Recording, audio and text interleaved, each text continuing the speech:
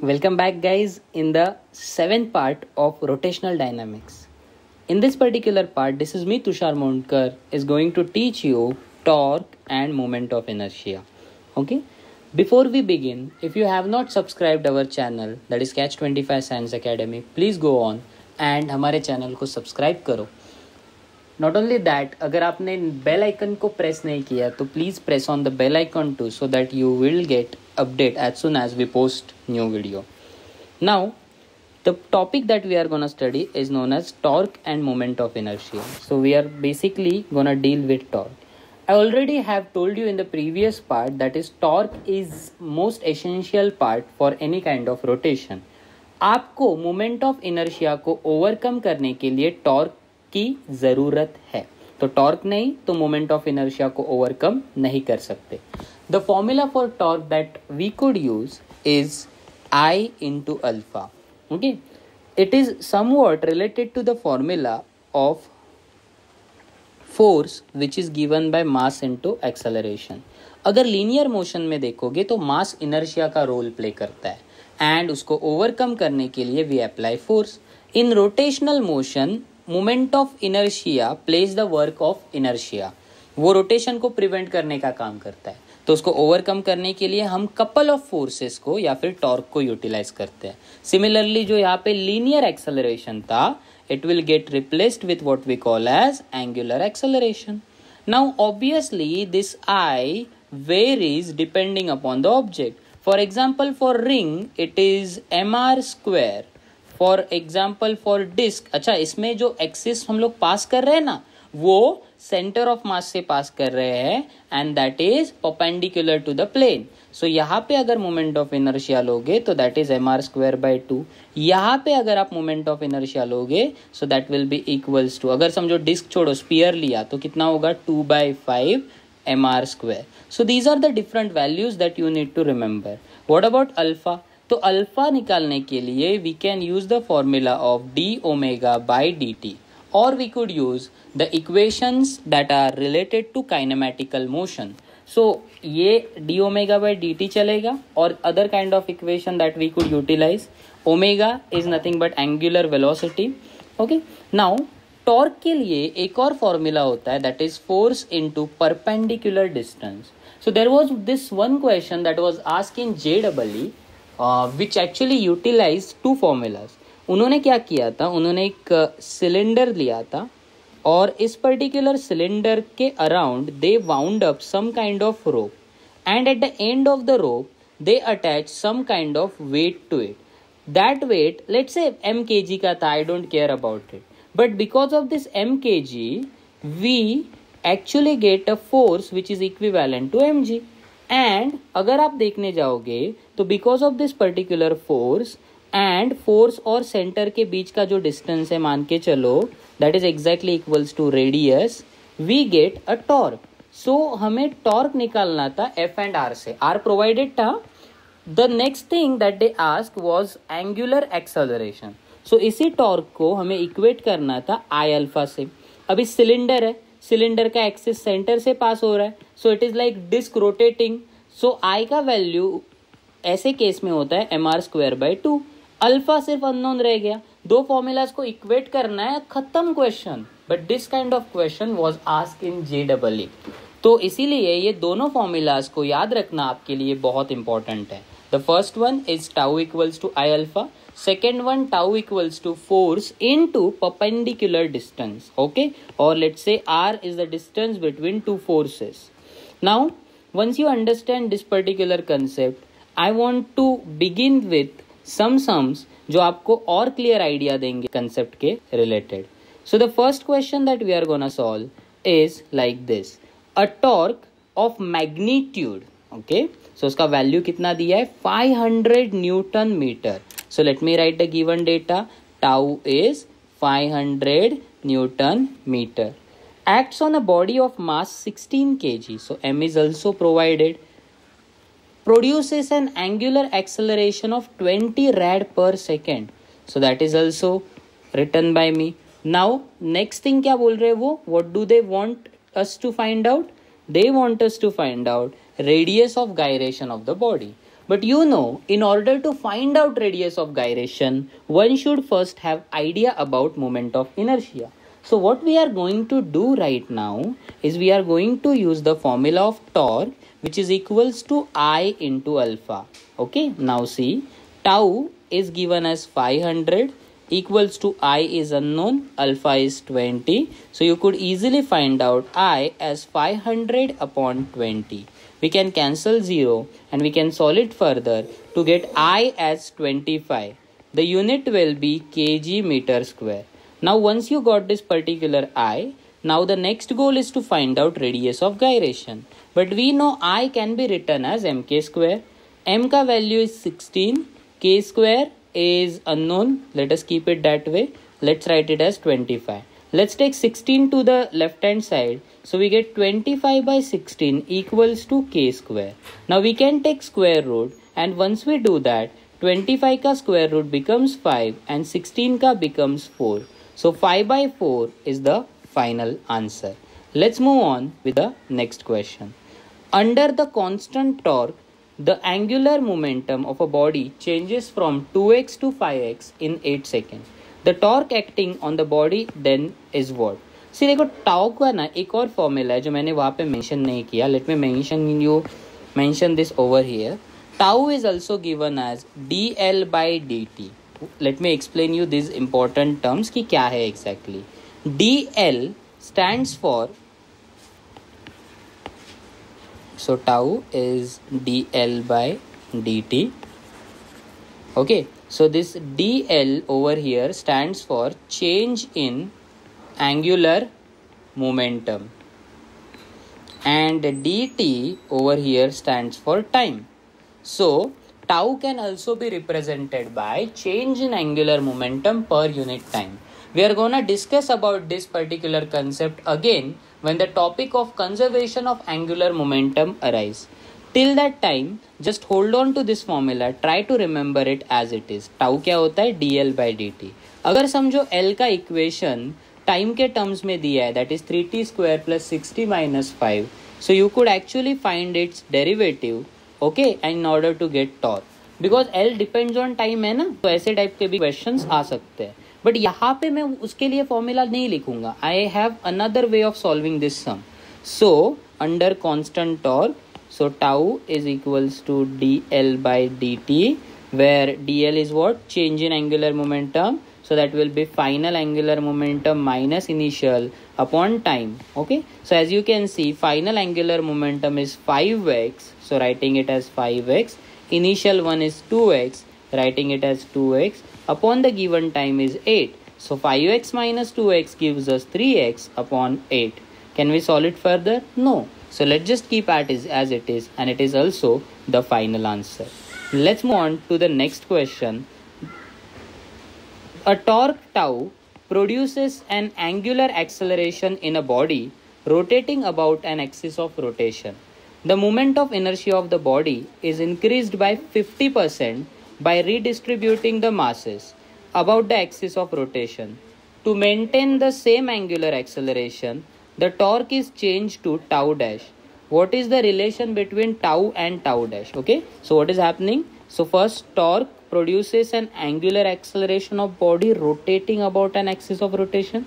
So initial condition mein you need to remember that your tau is simple. Now we can write tau is equals to I alpha as an easy formula.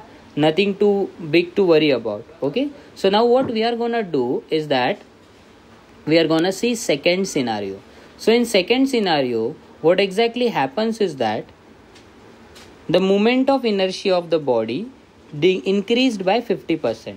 So now if I say I dash is the new moment of inertia, it is old moment of inertia plus 50% of old value.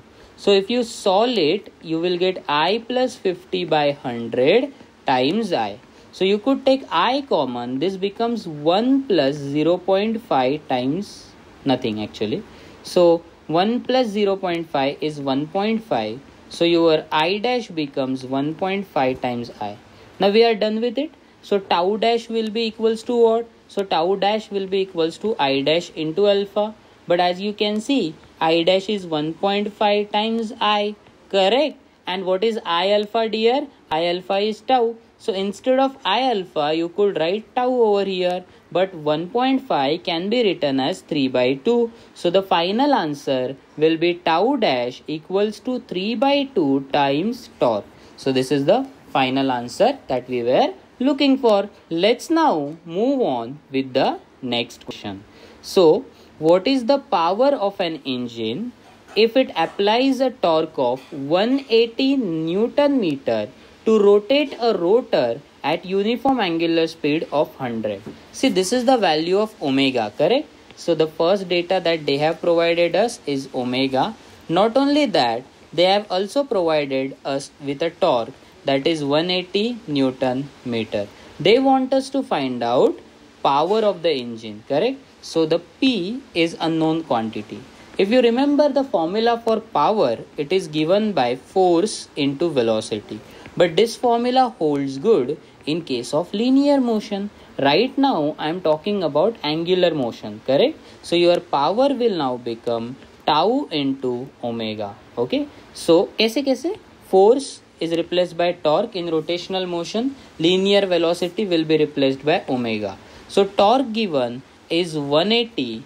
Omega given is 100. If you put all this data and club them together, you will get 180 into 100, which is actually equals to 1800. Or you could also write it as, this is in the watt, correct? So you can shift this 0 and write it as 18 kilowatt. So this is the final answer that we get. Let's move on with the next question. The angular velocity of a body is given by omega. So equation of omega is given as 3I plus 2j plus 3k. And the equation of torque, that is tau, is given as 2I plus 3j plus 4k. Okay. Then now they want us to calculate rotational power, that is P is equals to question mark. Now see, P power is actually a scalar quantity. And if you remember little bit logic from scalar and vector, that is mathematical method topic, you will remember that ki power can be written as force times velocity. So that means it is actually a dot product between force and velocity. As you can see over here, we can equate linear power with our rotational power, that is by formula of tau dot omega. So you could understand that actually tau and omega are vector quantity, and if you multiply them using dot, or if you find scalar product, you will get power. So I'm gonna write power now as tau. Instead of tau, I'm gonna write 2i plus 3j plus 4k, and instead of w, I'm gonna write 3i plus 2j plus 3k. Now what is gonna happen? If you remember one rule of dot product, if there are two vectors and they are given like this. So for example, P vector is given like this, that is P1i plus P2j plus P3k, and let's say Q vector is given by Q1i plus Q2j plus Q3k, then their dot product, that is P dot Q, will be given by multiplication of the respective coefficient, that is I के साथ कौन है P1 Q1, so you will get P1 Q1 over here. J के साथ कौन है P2 Q2, you will get P2 Q2 over here. K के साथ कौन है P3 Q3, you will get P3 Q3 over here. And this is how you get P dot Q equals to P1 Q1 plus P2 Q2 plus P3 Q3. Similarly, over here I will multiply IK coefficient, so that is 2 multiplied by 3, plus then I will multiply 3 by 2, so that is 3 multiplied by 2. Then I will multiply this 4 with 3, so that is 4 multiplied by 3. So this will become 2 3s are 6, 3 2s are 6, plus 4 3s are 12. So that is equivalent to 24 watt. So 24 watt is the correct answer for this particular question. Let's move on to the last question of this particular part, where we are going to, actually this particular question is a little bit tougher, and you are lucky that they have already given you moment of inertia, because if not, you need to actually find out that moment of inertia, or at least you need to remember this value. Let me show you how it's done. So there was a uniform rod AB of length L and weight mg. तो ये rod है जिसका length L है, weight mg है. It is hinge at one end. Hinge मतलब यहाँ पे वो pivoted है. So अगर समझो मैंने ये string को cut किया तो ये rod ऐसा करके नीचे आ जाएगा, something like that. और it will look like this, ऐसा करके नीचे आ जाएगा, है ना. Now the rod is kept in the horizontal position by a massless string. If the string is cut, वो भी वही चाहते कि हम लोग इस rope को cut करें. Then the angular acceleration of the rod will be how much? So now they want us to find out alpha, कि alpha कितना होगा. How to do that? So we could use tau equals to I alpha. This is the only and simplest formula that I could think of. Now the thing is that अभी अगर समझो rod को मैंने cut किया या फिर string को cut किया है, तो आपका रॉड मूव कहाँ से हो रहा है. So it is gonna move about this particular point. So जो आपका एक्सिस पास हो रहा है वो एक्सिस इस पर्टिकुलर एंड से है. Whenever axis passes through the end of the rod, उसका मोमेंट ऑफ इनर्शिया होता है ml²/3. अगर समझो रॉड लेके उसके सेंटर से एक्सिस पास करते हो ना डियर, तो वो होता है ml²/12. But if you are passing it when you are considering axis from the end of the rod, then it will become ml²/3. Same thing we can prove using parallel axis theorem, but I'm not gonna show you that right now क्योंकि हम लोग ये आगे चल के देखने वाले हैं. सेम टाइप का सम एक बार CET में भी आया था. आपको एक्सिस पूछा था कि अगर यहाँ या इस लोकेशन पे एक्सिस है रॉड के केस में, मोमेंट ऑफ इनर्शिया निकालो. So for that we needed to use parallel axis theorem. Correct reason है यार, कुछ तो रीजन होगा तभी तो यूज करेंगे. So we needed to use parallel axis theorem.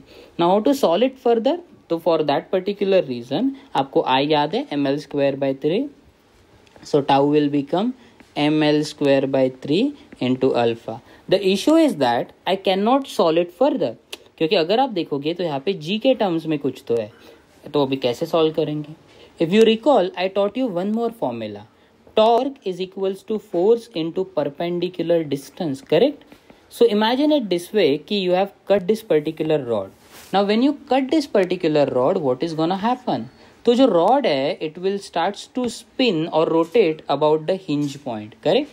The thing is that if we consider the hinge point at the center location, so somewhere over here, क्योंकि center of mass से force act करता है ना, so weight of the rod will be acting as mg. Hinge point यहाँ पे है. What is the distance between mg and this center point? That will be L का half, that is L/2. So this L/2 becomes your perpendicular distance. Now when you use the formula of torque, it will be force, that is mg, into this perpendicular distance which is L/2. So now if we solve this further, we get mg L/2 as our torque. But tau के लिए दो formulas already. Let's say this is equation 2 and this is equation number 1. So we could equate both of them. So we will get, oh sorry, this is not equation 1, this is equation 1. So we could equate both of them and we could then write tau is equals to ml²/3 alpha equals to mg L/2. Now let's try to cancel out some terms, like m can be cancelled out, है ना, 1l can be cancelled out. You can take this 3 to the top, so alpha will become 3/2g upon l. Is it available over here? Yes, it is available.